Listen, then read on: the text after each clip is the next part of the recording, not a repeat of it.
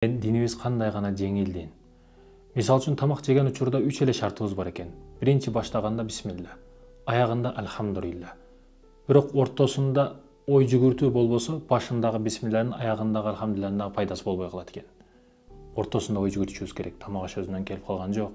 Канчалаган адам эмгек кылды, дасторконго келге чейин, канча атам иштеди, апам иштеди, пешене тери менен келди. Эми ушу тамакты жеп алып мен китеп окуймунбу, же жөн эле уктаймынбы? Ушул тамактын күчү менен уурулук кыламбы, же жакшы иш кыламбы деп ойлонушубуз керек. Конок келсе Кудайдан корккон жакшы адамга тамак бергин дейт.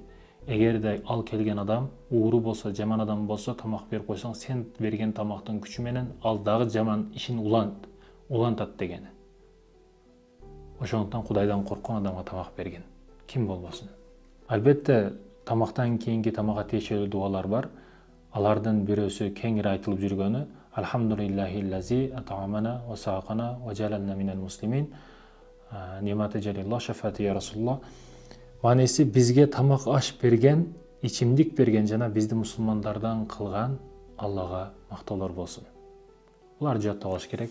Анан негизи эле тамакка тиешелүү маселелер, адеп, дасторкондо отуруу адеби, мурда биз отурганыбыз башкача эле.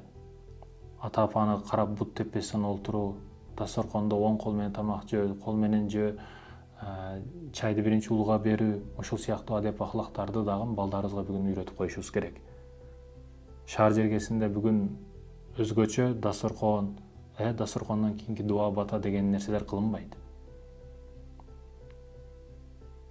Ошол дасторкондон кийин бата кылып, өткөндөргө кошуп бата кылып коюу, бул учурларда балага тарбия болот да, бул кадимкидей. Айтылбаган тарбия болуп эсептелет. Ошолорду китептерди карап, масын дуалар деген, таңкы кечки дуалар деген китептер кыргызча которулуп калган, кызыктуу дуалар, өтө көп дуа китептер. Намаз китебинен кийинки эле дуа китептерде дагы толуп жатат дуалар. Ошолорду жаттап, ошолорду окуп үйрөнүп, балдарыңызга үйрөтсөңүз, жок дегенде ичиде дем пайда болот да. Дем пайда болот, урматтуу мекендеш.